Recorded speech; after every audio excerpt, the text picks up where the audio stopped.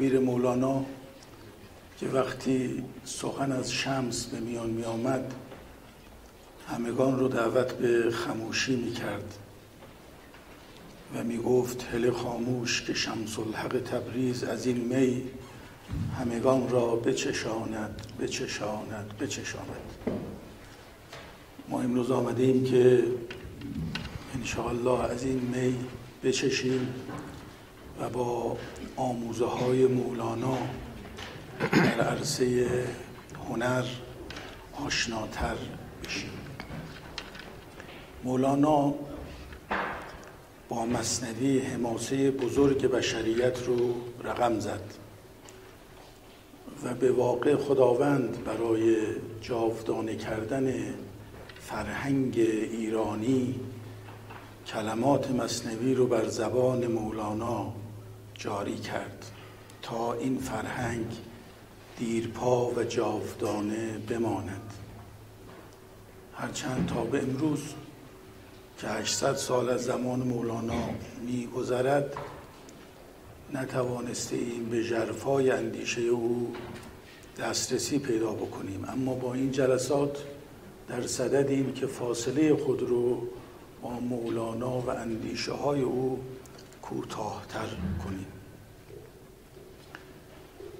گر شود بیشه قلم دریا مدید، مثنوی را نیست پایانی امید ما این هست که با دنیای مثنوی آشناتر بشیم و با اقلیم وجود مولانا آمیختگی بیشتری پیدا بکنیم. دنیای مولانا دنیای زاهدانه تنگ و عبوس و تاریک نبود. دنیای پوچ بی معنا هم نبود. نه غزالیوار بود و نه مثل زاهدان تلخکام. او شادی و عشق رو به بشریت هدیه کرد و می گفت مادرم بخت به دست و پدرم جود و کرم، فرح ابن الفرح ابن الفرح ابن الفرح.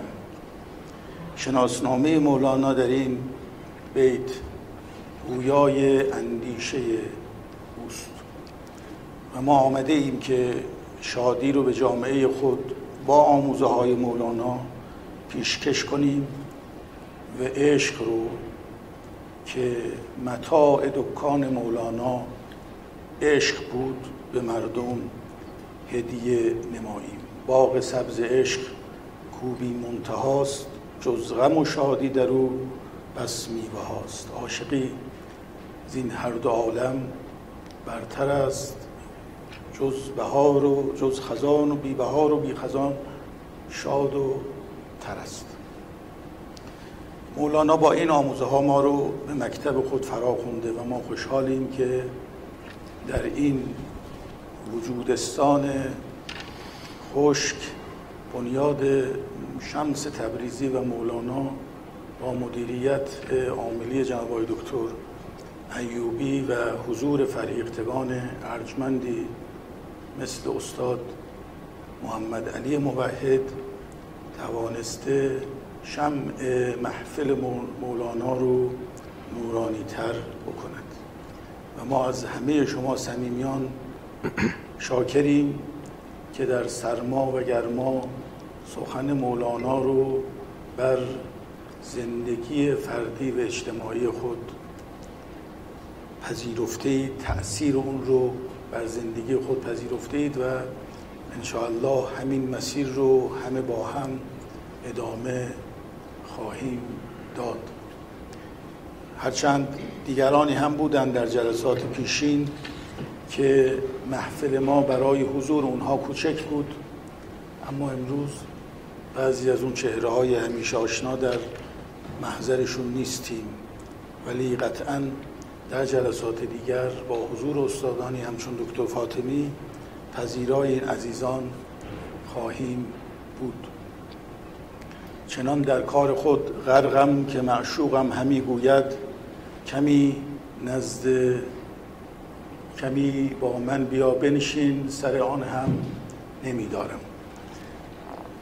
مشغله روزگار بعضا موجب می شود که ما با فراز و فرود مواجه بشیم. در این حال مقدم شما رو گرامی می دارم و امیدوارم که از بیانات جناب آقای دکتر سید محسن فاطمی استفاده بکنیم و بعد از فرمایشات ایشان ما پنل رو به صورت مذاکره و مواجهه و گفتگوی دو جانبه شما با آقای دکتر انشاءالله خواهیم داشت. خیلی ممنون و متشکر. امروز بحثی که ما پیرامون قرار هست گفتگو بکنیم راجع به مولانا و آثار روانشناختی آن برای سینما عنوانی که تهیه شده و من مایل هستم که در چند بخش به این موضوع بپردازم که در جهان امروز از لحاظ روانشناسی سینما و روانشناسی فیلم مولانا چه الهامی را برای ما میتونه همراه داشته باشه. دوستان مستحضر هستن که از لحاظ روانشناسی ما به هر میزان که بتونیم از نیمکره راست استفاده بکنیم در پیام رسانی میتونیم از ابتکار عمل بیشتر برخوردار باشیم. تحقیقات مختلف در نوروساینس و تحقیقات مربوط به مغز نشون میده که دو نیمکره مغز که نیمکره چپ و نیمکره راست هستن، نیمکره چپ به عملیات خطی، ریاضیاتی و تحلیلی میپردازه، در حالی که نیمکره راست عملیات مربوط به کل، عملیاتی که مربوط به انضمام و امتزاج هست و مهمتر از همه مسائلی که به تصویر سازی میپردازه را در بر میگیره. تصاویری که ما در زمینه‌های مختلف در مولانا مشاهده میکنیم تسهیل کننده این معناست که مولانا اشراف بسیار عمیق و بسیار ژرفی را در حوزه پیام رسانی و نفوذ داره. این در صورت‌های مختلفی قابل درک و قابل توجهه. چه عروسی است در جان که جهان ز عکس رویش چو دو دست نو عروسان تر و پرنگار بادا. این تصویر رو اگه شما ملاحظه بکنید و پیام‌هایی که همراه با این تصویر مطرح میشه حاکی از این هست که در درون انسان‌ها میتونه با اتصال‌های معنوی و اتصال‌های استعلایی عروس وجود همه فعال بشه و با اون فعالیت حجاب‌ها کنار بره. چیست امعان چشمه را کردن روان. همین نگاه رو اگه شما نگاه بکنید تصویر چشمه و تصویر امعان نشان دهنده اینه که مولانا در سراسر پیام رسانی خودش، در سراسر پیام‌های اقناعی خودش از تصویرهای بسیار عمیق به خوبی استفاده میکنه. پس بود دل جوهر و عالم عرض، سایه دل کی بود دل را غرض. این تعبیر اگه دوستان توجه کنن کل جهان میتونه به مثابه یک سایه محسوب بشه و دل که جوهر هست چطور میتونه عاشق سایه های خودش بشه. به هر میزان که انسان ها عاشق سایه ها بشند، عاشق شدن به سایه ها و پرداختن به سایه ها میتونه انسان ها رو از اصل خودشون دور نگه داره و جدا بکنه. پس بود دل جوهر و عالم عرض، سایه دل کی بود دل را غرض.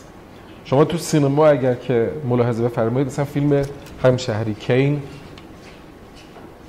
اول فیلم و آخر فیلم رو اگر ملاحظه بکنید و یکی از پیام‌های برجسته فیلم که در واقع غرق شدن در این سایه ها هست را از جنبه روانکاوی و روان تحلیلی مورد بررسی قرار بدید، خواهید ملاحظه کرد که در سیتیزن کین سراسر فیلم به این میپردازه که انسان‌ها تا چند اندازه میتونن به جای پرداختن به اصل و به جای پرداختن به جوهر خودشون اسیر سایه ها بشن و به هر میزان که اسیر سایه ها بشن و در سایه های مجازی استغراق پیدا بکنن از اصل خودشون دور خواهند بود. و من اعرض عن ذکری فان له معیشة ضنکا. این برای یک سینماگر که با مداقه و تأمل همراه باشه فصل جدیدی از شکوفایی را باز خواهد کرد که سینماگر و کسی که در حوزه سینما کار میکنه به هر میزان که بتونه از فعالیت تصویرهای عمیق مرتبط با زمینه‌های انسانی استفاده بکنه، میتونه سفرهای درونی رو برای انسانها در تصویرهای مختلف سینما مشخص‌تر و روشن‌تر بکنه. در فیلم I Confess از هیچکاک، فیلم اعتراف، شما میبینید که انسانی که به خاطر یک رازداری به خطر میفته و تا لحظه آخر از این رازداری حمایت میکنه، به انسانها نشون میده که چطور انسانها میتونن در زندگی در هنگام بحرانها به واسطه ارزشها و به واسطه شاخصهایی که مرتبط با اون ارزشها هست خودشون رو حفظ بکنن و از سایه ها دور باشن.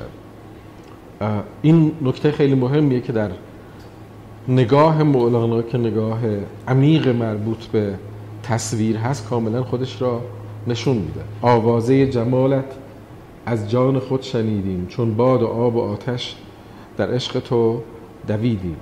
اندر جمال یوسف گر دست ها بریدند، دستی به جان ما بر بنگر چه ها بریدیم. ماننده ستوران در هنگام آب خوردن، چون عکس خیش دیدیم از خیشتن رمیدیم. سینما میتونه خیلی نکته مهمی را از جنبه خود مجازی و خود حقیقی در فرایند تصویرسازی برای انسانها همراه داشته باشه. به هر میزان که تصویرهای متعین و متکون در سینما سیر درونی و سیر استعلایی انسانها رو بتونه به تصویر بکشه، میتونه با انسانها ارتباط عمیق‌تر و ارتباط ژرف‌تری را همراه داشته باشه. یکی از ویژگی‌های عمیق مولانا این هست که مفاهیم کلی، مفاهیم تجریدی، مفاهیم انتزاعی، حتی مفاهیمی که در سطوح مختلف مثل معقولات ثانویه مطرح هستند و در جهان خارج ما به ازار ندارند، اینها رو در قالب تصویرهای بسیار روشن و مشخص به منصه ظهور میگذاره و میکشونه. یک لحظه داغم میکشی، یک دم به باغم میکشی، پیش چراغم میکشی تا وا شود چشمان من. شما مستحضر هستید که در فلسفه اسلامی معقولات اولیه ما به ازای خارجی دارن. وقتی ما از انسان صحبت میکنیم، انسان کلی هست که در جهان خارج مصداقهاش پیدا میشن. وقتی ما از سیب صحبت میکنیم، سیب کلی هست در ذیل مفاهیم منطقی که در جهان خارج مصادیق اون یافت میشه. اما در معقولات ثانویه مصداقهای خارجی اونها یافت نخواهد شد. وقتی از علت و معلول صحبت میشه و از مباحث مربوط به علت و معلول گفتگو میشه، خود علت و معلول در جهان خارج موجودیت و تکون نداره، بلکه مفهومی هست که بر موضوعات جهان خارج حمل میشه. وقتی ما میگیم اتاق گرم شد و گرما رو نسبت میدیم به موضوعی، در واقع داریم مفهوم علت و مفهوم معلول رو به مفاهیم خارجی نسبت میدیم. این مفاهیم رو به زیبایی مولانا در قالب‌های متعین یافته و در قالب‌های خارجی و در قالب‌های عینی با مثال‌های مختلف به صورتی بسیار زیبا و خلاق مطرح میکنه و باعث میشه که مخاطب یک پیوند عمیقی را با معنا احساس بکنه. مستحضر هستید که ویتگنشتاین که از فلاسفه معروفی هست که در حوزه‌های زبان و فهم و درک کار کرده، از مفهومی صحبت میکنه به نام grammar of understanding یا گرامر درک. ویتگنشتاین میگه که شما یه نامه از محبوبتون به دستتون میرسه و توی اون نامه محبوب شما میگه که I'll be arriving in Vienna at 6 o'clock this evening. من ساعت 6 امروز به وین وارد خواهم شد. شما این تکست و این متن رو به هر کسی که نشون بدید و اون فرد با اون زبانی که دارید صحبت میکنید آشنا باشه، به مفاهیم این تکست و متن آشنا خواهد بود. اما شما به خاطر پیشینه‌ای که با محبوبتون دارید یه رابطه دیگه ای را با تکست برقرار خواهید کرد. یعنی فهم شما از این متن متفاوت‌تر خواهد بود با فهم کسانی که صرفاً به صورت صوری و به صورت قالبی با معنا ارتباط برقرار می‌کنند. یکی از زیبایی‌های دستگاه معرفت شناختی و وجود شناختی مولانا این هست که برای همه انسان‌ها در ابعاد مختلف این گرامر فهم و درک را تو بوته‌های متعین تجربه زیستی و تجربه پدیدار شناختی خودشون وارد میکنه. مستحضر هستید که در سینما یه بحث خیلی مهمی مطرح هست و اون این که به هر میزان که کارگردان، تهیه کننده و اهالی سینما بتونن تجربیات زیستی انسانها را از جنبه پدیدار شناختی به صورتی متعین، به صورتی روشن با زمینه‌های فرهنگی همراه بکنن، میتونن برای انسانها پیام‌های روشن‌تر و واضح‌تری از جنبه‌های عاطفی، از لحاظ شناختی و از لحاظ هیجانی داشته باشن. فیلمی هست به نام Night on Earth، شب روی زمین، که داستان چند نفر راننده تاکسی است در لس آنجلس، در پاریس، در نیویورک، در هلسینکی و در جاهای دیگه. یه قسمتش هم به روم مربوط میشه که خود در واقع اون تاکسی درایور یا کب درایور رابرتو بنینی هست، همون کسی که فیلم Life is Beautiful یا زندگی زیباست را باش آشنا هستید. همه محور فیلم در مورد این هست که هر کدوم از این راننده تاکسی ها در شهرهای خودشون با مسائل خاص خودشون، مسافران خاص خودشون گفتمانی را تجربه میکنن که این گفتمان پیوندهای عاطفی، شناختی و هیجانی رو برای اونها ایجاد میکنه و این گفتمانها به تعبیر هومبالت که اعتقاد داره که discourse establishes relationship between the man and the world، گفتمان در واقع ایجاد رابطه بین جهان و انسان هست. هر کدوم از این راننده تاکسی ها در شهرهای خودشون، در فضاهای خاص خودشون دارن تجربه زیستی را تجربه میکنن بر اساس مفاهیم شناختی، مفاهیم عاطفی خودشون، که این تجربه ها برای دیگری که در شهر دیگه هست کاملا ممکنه معرف باشه، ناآشنا باشه و مخاطبی که داره این اپیزودها را پشت سر هم نگاه میکنه و این فصول مختلف را داره در کنار هم دیگه در نظر میگیره، به این نکته میرسه که تا چند اندازه قرابت‌های فرهنگی و الفت‌های فرهنگی از سوی میتواند باز کننده معانی مشترک باشه که این معانی مشترک بین همه انسان‌ها به صورت کلی و به صورت عام قابل یافتن هست. و در این اثر هنری یکی از پیام‌های اصلی و یکی از پیام‌های مهم مربوط به این میشه که انسان‌ها اگرچه در حوزه‌های تفرد شخصی خودشون از درونمایه‌های زیستی خودشون برخوردار هستند، اما در یک پروژه کلی و مشترک میتونن پل‌های مختلفی را با یکدیگر در حوزه‌های گوناگون، در ابعاد انسانی، در ابعاد ارزش‌های عمومی تجربه بکنن. همون پیامی که قرآن هم فاقم وجهک للدین حنیفا فطرة الله التي فطر الناس علیها ذلک الدین القیم ولکن اکثر الناس لا یعلمون در واقع اشاره به این میکنه که همه انسان‌ها میتونن در این پروژه مشترک همراه و همگام باشن. و در دستگاه معرفت شناسی مولانا که فیلمبردار، نویسنده، کارگردان، اهالی سینما با چشمان حاذق و فراست میتونن از اون بهره بگیرند، یکی از نکته‌ها اینه که ما به هر میزان که بتونیم بین مخاطبین احساس الفت و احساس پیوند مشترک ایجاد بکنیم، میتونیم به یک معنای کلی عمومی برسیم. تعبیر مولانا اینه که یکی از کلیدهای مهم در اینجا در جهت تسهیل سازی عنصر محبت هست. از محبت سجن گلشن می شود، زندانها از محبت تبدیل میشه به گلستان، بی محبت روزه گلخن می شود، از محبت غول هادی می شود، از محبت حزن شادی می شود.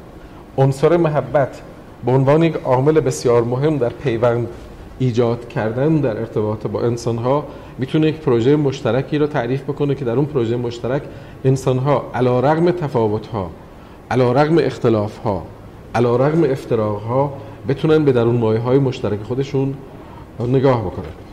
امروز خب این میتونه برای یک سینماگر یک منظر جدیدی رو مطرح بکنه. من یه اشاره‌ای از جنبه روانشناسی به صورت کوتاه در پرانتز به این نکته میکنم و اون اینه که خیلی از فیلم‌هایی که ما در دنیای امروز مشاهده میکنیم از فیلم‌هایی که در از دهه کلاسیک به این طرف، مثل فیلم پال مونی I'm a Fugitive from a Chain Gang 1927 ساخته شده تا فیلم‌های بعدی مثل مدام ایکس، فیلم‌های هیچکاک مثل The Shadow of a Doubt، سایه یک شک، North by Northwest، شمال غربی، پرندگان، روپ، تناب و فیلم‌های دیگه روی درون مایه‌های کار می‌کنن که اساس این درون مایه‌ها به تصویر کشیدن تقابل‌های پارادایم ذهنی افراد هستش. برای که این مسئله روشن‌تر توضیح داده بشه اینه که ما در تعامل با دیگران، حتی در زمانی که همدلی ایجاد میشه و حتی در زمانی که این همدلی به شکل‌های عمیق درمانجویی و درمانگرانه خودش رو جلوه میکنه، ممکنه اونقدر در قالب خودمون باشیم که نتونیم به منظر طرف دیگه توجه داشته باشیم. یعنی تو خیلی از بحث‌ها، در خیلی از محاجه‌ها، در خیلی از مناظره‌ها ما ممکنه به ظاهر شکل مؤدبانه بگیریم، به ظاهر نشون بدیم که به طرف مقابل احترام میگذاریم، اما درون مایه‌های مربوط به دستگاه معرفت شناسی ما جوری باشه که از اون درون مایه‌ها معنایی که ساطع میشه و معنایی که در ذهن طرف به صورت ناخودآگاه متبادر میشه زیر سوال بردن تمامیت وجودی او رو همراه داشته باشه. به عبارت دیگه در ظاهر ممکنه که ما در بعدی صحبت بکنیم و سخن بگوییم که به نظر تکریم و احترام رو همراه داره، اما آنچنان در منظرهای خودمون مستغرق باشیم که این منظرها نهایتاً به زیر سوال بردن طرف مقابل باشه و برچسب این رو بزنیم به طرف مقابل که از هوشمندی برخوردار نیست یا در واقع فروتر هست و ما فراتر هستیم. مولانا در دستگاه‌های تصویرسازی مختلف این مفهوم رو به زیبایی ترسیم میکنه که انسان‌هایی که میتونن پیام آور تصویرهای خلاق متعالی و استعلایی برای دیگران باشند، نه تنها در منظرهای خودشون این بازنگری رو انجام میدن، بلکه روح حاکم بر درون مایه‌های وجودی اونها از یک محبت و از یک رأفتی برخوردار هست که خود این رأفت و محبت باعث الفت آفرینی بین قلوب خواهد شد. باعث خواهد شد که جان دیگران در واقع این معنا را متصل و وصل ببینه و عامل اصلی که میتونه مانع این قضیه بشه گفتمان برخاسته از منظرهای سوری و منظرهای قالبی و منظرهای کلیشه‌ای است. راه هموار است و زیرش دامها، قحطی معنا میان نامها، لفظها و نامها چون دامهاست، لفظ شیرین ریگ آب عمر ماست. ظالمان قومی که چشمان دوختند، از سخنها عالمی را سوختند. همین کلماتی که میتونه در درون مایه‌های افراد مانع محسوب بشه و تسهیل پیام رسانی را دچار اشکال بکنه، در بعد دیگه وقتی که به اون نگاه میشه میتونه فارغ از این کلمات معنای گسترده و فراخی را برای استغناء انسانها، برای استکمال انسانها نشون بده. ای خدا جان را تو بنما آن مقام، کاندران بی حرف میروید کلام. انسانها میتونن به مرحله‌ای برسن که اصلا کلامی که در ظاهر تو کمیونیکیشن میتونه نقش آفرینی بکنه و این نقش آفرینی باعث رسوندن پیام بشه، کلام‌ها دیگه اصلا از بین بره و کلام‌ها حذف بشه. این نکته خیلی عمیقی هست. شما در فیلم در یکی از کارهایی که اصلا شاید نبوغ اورسون ولز را در حوزه‌های مختلف میرسونه اگر دقت بفرمایید، اورسون ولز چند تا ابتکار رو مطرح کرد. یکی چرخش دوربین به جای تاپ داون وقتی عوض بشه و مسیر دیگه رو نشون بده، نگاه متفاوتی رو میتونه به مخاطب ارائه بده. در کنار این چرخش دوربین یکی از ویژگی‌های دیگه اورسون ولز که در مرد سوم The Third Man یا آثار دیگه‌اش از جمله Compulsion دیده میشه اینه که گاهی وقتها در یک لحظه‌ای که در اون لحظه کلام وجود نداره و در اون لحظه اساساً کلام انقطاع پیدا میکنه، مفهوم سنگینی از یک بار معنایی که نتیجه رسیدن به یک معنای عمیق بوده خودش را نشون میده و مشخص میکنه. تو فیلم کامپالشن شما نگاه میکنید دو تا دانشجوی خیلی باهوش که از هوشمندی بسیار بالا برخوردار هستند به یک قتل دست میزنند و در یک از دانشگاه‌های بسیار بالای امریکا در حال تحصیل هستند.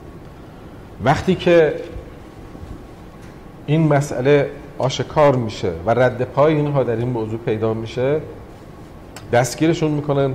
پدر و مادر اینها یه وکیلی رو انتخاب میکنن برای به اصطلاح حمایت از این دو فرزند و ابتدا در انتخاب وکیل دچار تردید هستن، چون به ظاهر اون وکیل که خود آرسن ولز هست از نظر ظاهری به خداوند اعتقاد نداره و تردید دارن که آیا ما این وکیل رو باید استخدام بکنیم یا نه. ولی به هر حال چون میگن این حاذق ترین وکیل هست، این وکیل به کار گمارده میشه و وقتی که این وکیل میاد و در دادگاه به دفاع اینها میپردازه، در نهایت به این میرسه که اینها باید که به لایف امپریزنمنت، به زندان ابد محکوم بشن و اینها به زندان ابد محکوم میشن. موقعی که داره از به اصطلاح دادگاه خارج میشه، به یکی از اینها، به یکی از این دو پسر نگاه میکنه و میگه که I thought you're going to kneel down and ask God for forgiveness.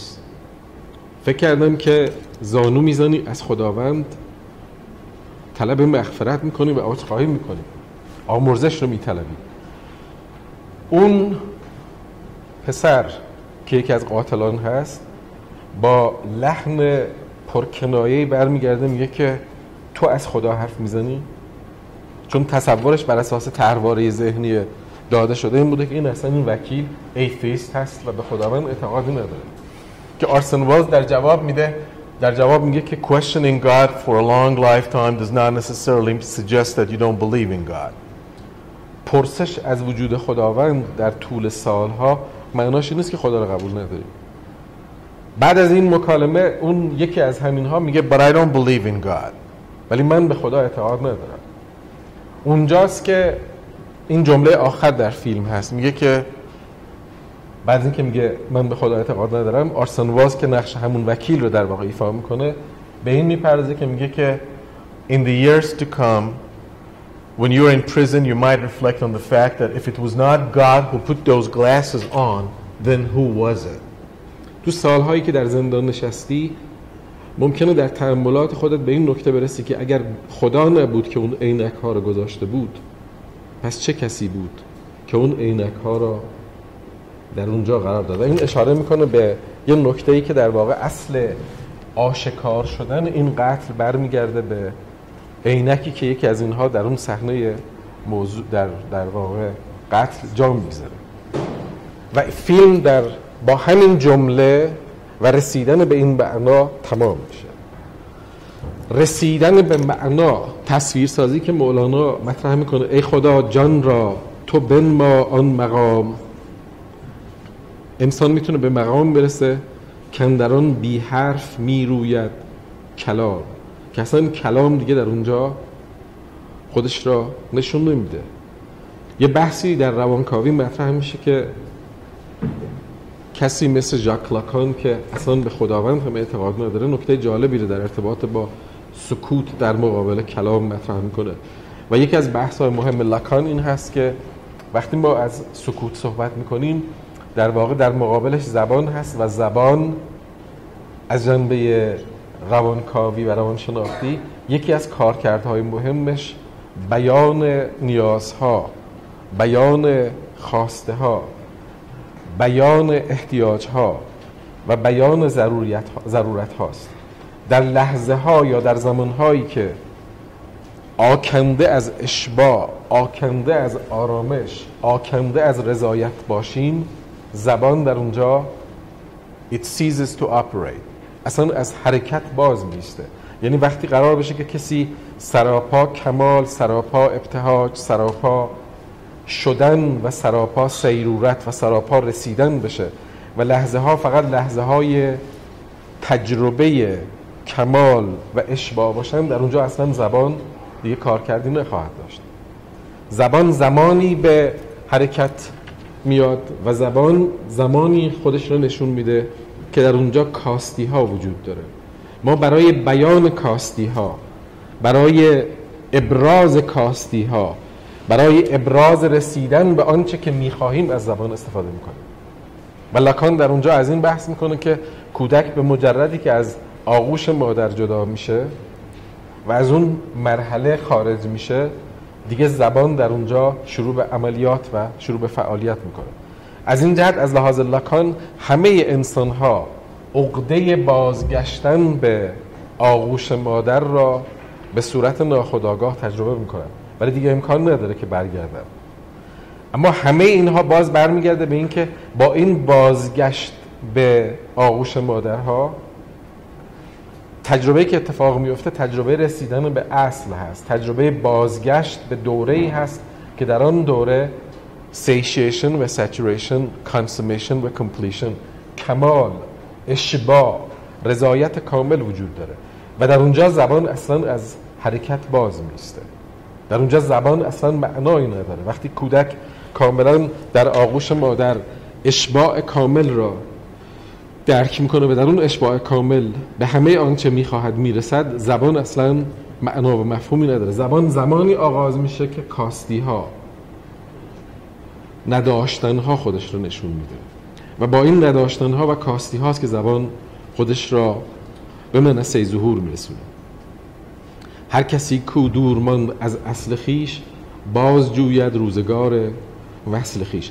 این وصل، رسیدن به منبع آرامش در نگاه مولانا خیلی ژرف‌تر از نگاهی که لاکان ارائه میده، چون در این نگاه خود سکوت میتونه نه تنها سرشار از آرامش و معنا باشه، بلکه سرشار از یک منزلت و ساحت وجود شناختی از نظر فلسفی باشه. خاموشی بحر است و گفتن همچو جوی، بحر می جوید تو را، جو را مجوی.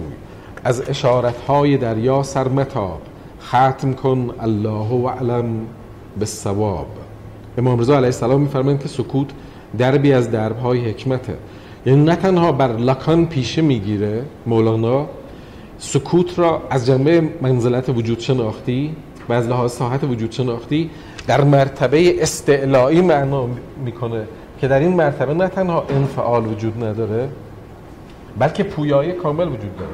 دوستان میتونن به خاطرات شخصی خودشون تو حوزه سینما مراجعه بکنن، ببینن دوربین‌های برخاسته از فرهیختگی و نگاه‌های برخاسته از فراستی که پشت اون دوربین‌ها به کارگردانی لحظه‌ها میپردازه چقدر میتونه با به تصویر کشاندن لحظه‌هایی که در اون لحظه‌ها ممکنه به ظاهر چند ثانیه باشه یا حتی 1 ثانیه باشه، اما ساحت وجود شناختی برخاسته از این سکوت دنیای بسیار عمیق و ژرفی از معنا را نشون بده.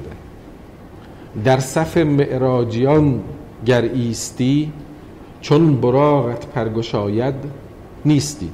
توی فیلم زندگی امیل زولا از فیلم‌های کلاسیک یا حتی فیلم‌های جدیدی که ممکنه به ظاهر در سطوح مختلف در ابعاد گوناگون بتونن از منظرهای مختلف از جنبه روانشناختی مورد توجه قرار بگیرن، این معنا دیده میشه. حتی ما در فیلم‌های بومی خودمون، در فیلم‌های داخلی خودمون این مسئله را در فیلم مکعب عشق، حالا من اسمش را چند متر مکعب عشق اگه نگاه بکنن دوستان، تو روابط غیر کلامی که باز اتفاق میفته این مسئله، یا حتی فیلم‌های دیگه که قبل از این فیلم‌ها با یک نگاه دیگه کاملا مثل فیلم دنیا ساخته شدن، در برخوردها در روابط غیر کلامی کاملا مشهود میشه که همونطور که سکوت میتونه از جنبه روانشناختی مراحل نازل یا بسیط گرایانه‌ای را از لحاظ معنا شناختی برسونه، میتونه تو مرتبه های استعلایی و ترانسندنتال خودش رو نشون بده. و این یکی از زیبایی های مولاناست که میتونه نه تنها در بعد کلامی و معنا شناختی این تصویرها رو به حرکت در بیاره، بلکه میتونه توی لحظه ها فرصت سازی عمیق رو به وجود بیاره. خود تعبیر مولانا در رساندن به این معنا این هستش که صوفی ابن الوقت باشد ای رفیق، نیست فردا گفتنش شرط طریق. قال اطعمنی فانی جائع واعتجل فالوقت سیف قاطع. فرصت سازی در لحظه ها و استفاده از این فرصت ها برای سینماگر فرهیخته و سینماگری که بتونه با فرهمندی پلهای فرصت سازی را برای مخاطب فراهم بکنه از لحاظ معنایی فوق العاده اهمیت بالا داره و میتونه نشان دهنده یک دنیایی باشه که در این دنیا ترسیم آثار وجودی زمینه‌های عاطفی کاملا به صورت روشن و واضح صورت میگیره. این صدا در کوه دلها بانگ کیست؟ این فوق العاده میتونه برای همه انسان‌ها، شما تو فیلم‌های مختلف میتونید ضربه‌های کوچک و ضربه‌های بسیار لحظه‌ای را از این به ارتعاش درآوردن و به اهتزاز درآمدن ارکستر درونی انسان‌ها تو زمینه‌های مختلف مشاهده بکنید و نگاه بکنید. در بینوایان وقتی که ژان والژان رو میگیرن و میارن به طرف اون کشیش و بهش میگن که این در واقع شمعدان‌ها رو دزدیده، به اون نگاه میکنه و میگه You forgot the chandeliers. شمعدان‌ها را فراموش کردی. همه اینها میمونن به خاطر اینکه با طرحواره‌ای روبرو میشن که این طرحواره کاملا معنای متفاوتی داره. ولی در اونجا رسیدن به این که خود ویکتور هوگو در حتما ملاحظه کردید در کتاب به این معنا به صورت خیلی زیبایی اشاره میکنه که نور مهتاب پیشانی او را روشن میکرد و نوری زیباتر و ژرفتر درون او را با روشنایی همراه میساخت. این در سینما میتونه جزء لحظه هایی باشه که در این لحظه ها انسان ها اون سفر درونی را عمیقانه میتونن تجربه بکنن، به اون سفر درونی عمیقانه نگاه بکنن. در هر نظری که میکنن جلوه‌گری های موضوع برای اونها متفاوت باشه. هر نظرم که در واقع فرد نگاه میکنه، در هر نظری که به موضوع نگاه میکنه جلوه‌گری ها برای اون متفاوت باشه و خود همین تازگی ها را به وجود میاره. راز این تازگی و راز این رسیدن به این نو شدن از نظر مولانا بالندگی درون هست و توجه به زمینه درونی که میتونه تو بعد درونی برای اونها خودش را نشون بده. در زمین دیگران خانه مکن، کار خود کن، کار بیگانه مکن. فیلم The Castle اگر دیده باشن دوستان، رابرت فورد، دو گروه هستن که در واقع با هم دیگه به نبرد میپردازن. یه جمله تو فیلم میگه که اگه میخوای اینها رو از بین ببری If you want to beat them down inside. اگه میخوای اینها رو از درون از بینشون ببری، اعتماد اینها، بالندگی اینها رو به هم بریز و از بین ببر. کار خود کن، کار بیگانه مکن. رسیدن به استقلال و بالندگی درونی کار مردان روشنی و گرمی است. این گرمی و روشنی از نظر مولانا میتونه در ارتباط با اتصال به عالمی باشه که در اونجا سایه ها در واقع کنار زده شدن. به هر میزان که انسان ها اسیر سایه ها باشند، در قالب های برخاسته از سایه ها نگاه هاشون نگاه های موقت موضعی برخاسته از زمینه های درونی شونه. یطلب الانسان فی الصیف الشتاء فاذا جاء الشتاء انکر ذا فهو لا یرضی بحال ابدا لا بزیغ لا بعیش رغدا.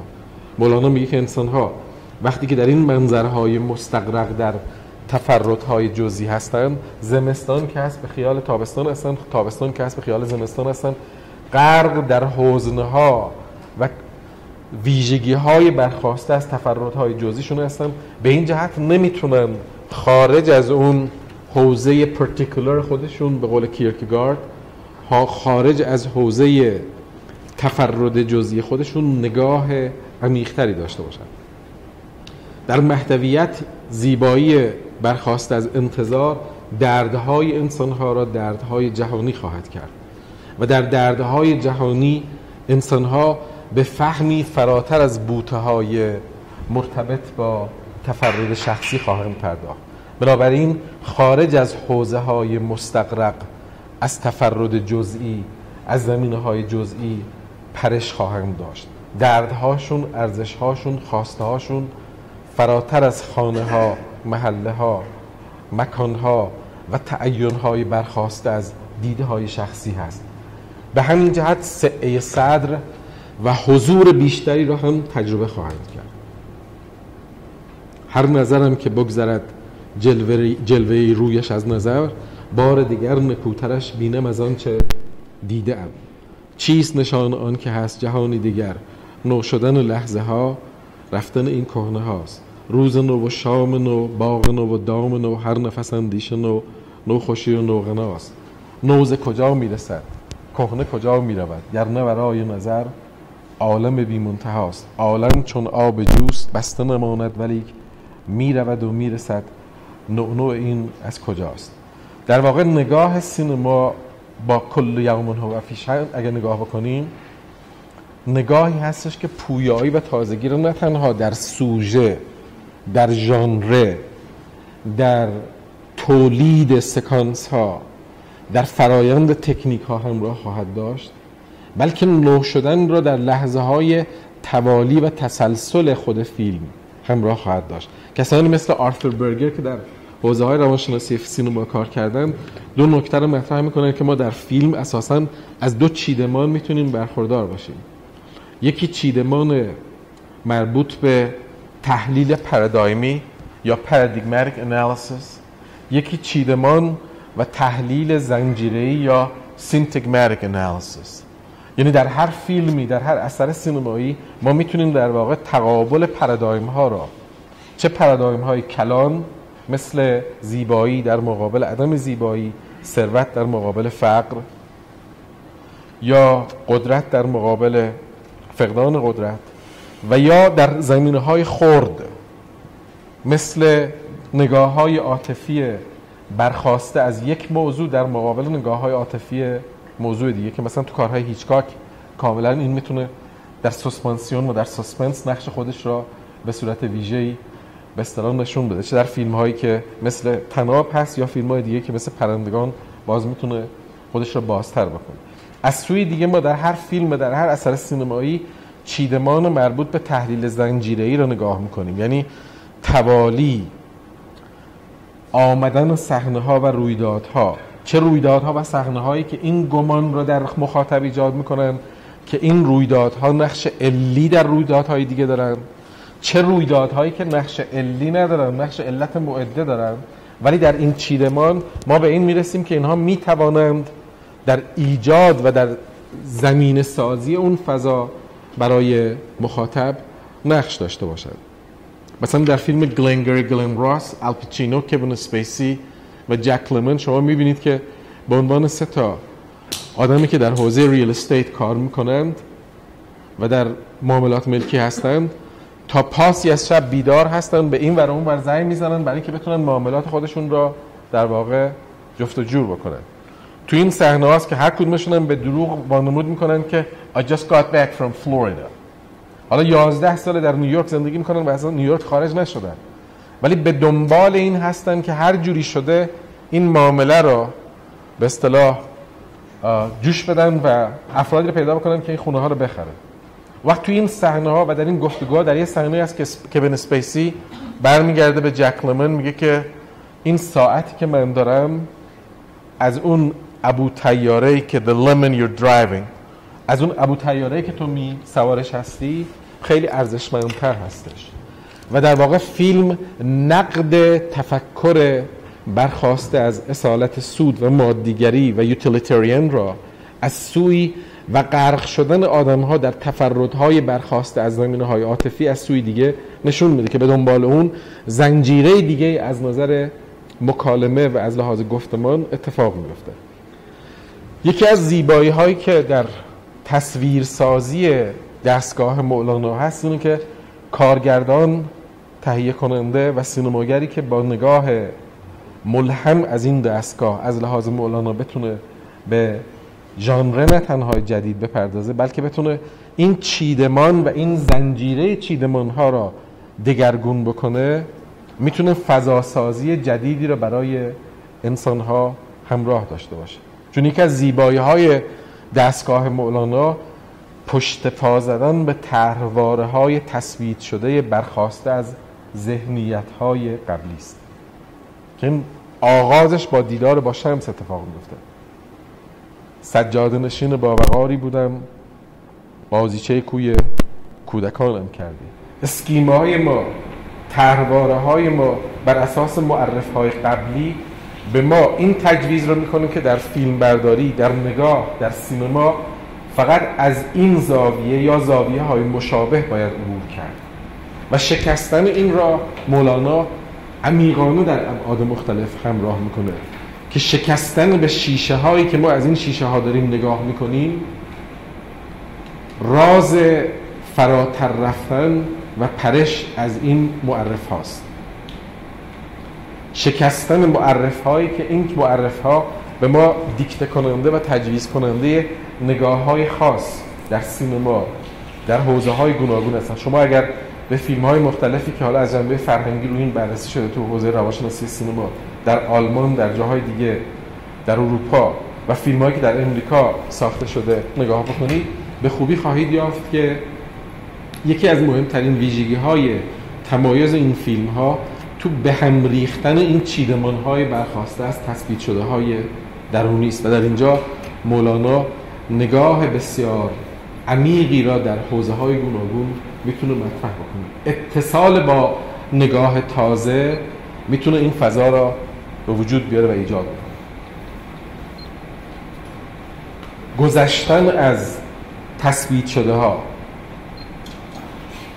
گذشتن از این معرف ها راز در واقع خلاقیت در حوزه سینما و در حوزه نگاه هنرمندانه به بیان عاطفی و هیجانی مرتبط با سینما است.